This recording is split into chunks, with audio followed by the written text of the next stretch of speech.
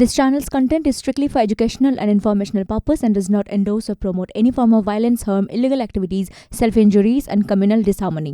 গঙ্গাধর কয়ালের viral video বিতর্কের মধ্যে বঙ্গে এসে মোদির মুখে এবার সন্দেশখালী। কি চলছে সারা দেশ দেখছে। সন্দেশখালীর গুন্ডাদের বাঁচিয়েছে তৃণমূলের মদতে গুন্ডারা মহিলাদের হুমকি দিচ্ছে। জগদলেই তোপ দেখেছেন প্রধানমন্ত্রী, পাল্টা তোপ দেখেছেন মমতা বন্দ্যোপাধ্যায়।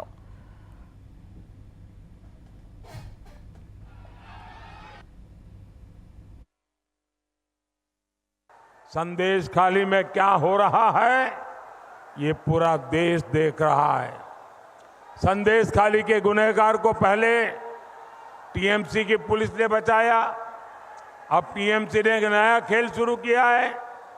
टीएमसी के गुंडे संदेशखाली बहनों को डरा रहे हैं, धमका रहे हैं, सिर्फ इसलिए कि अत्याचारी का नाम शाहजहां शेख है।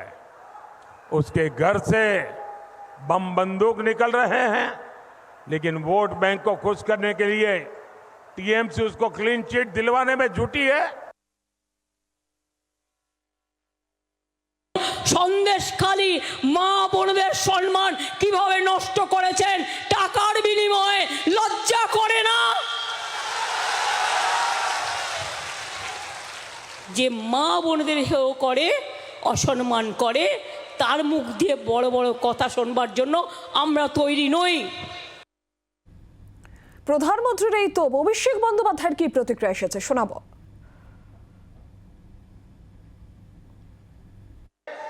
বাংলাকে কিভাবে কলুষিত করার চক্রান্ত, 5টা 10টা 12টা ভোটের জন্য মিথ্যে মামলা করে তৃণমূলের নেতাদেরকে জেলে ঢুকিয়ে বাংলার 10 কোটি মানুষকে অপমান করেছে বিজেপি।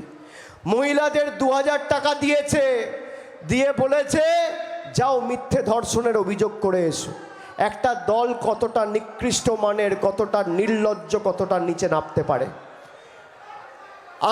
আমি আপনাদের জিজ্ঞেস করব, আপনারা বলুন তো, যেই সন্দেশখালীকে কেন্দ্র করে বাংলার মান সম্মান মর্যাদা এরা দেশের কাছে নষ্ট করেছে, দেশের কাছে ছোট করেছে, সেই বহিরাগত বাংলা বিরোধী বিজেপিকে উচিত শিক্ষা আপনারা দেবেন তো? হ্যাঁ কি না, একবার হাত তুলে বলুন। বাংলার আওয়াজ, বাঙালির আবেগ, জি 24 ঘন্টা।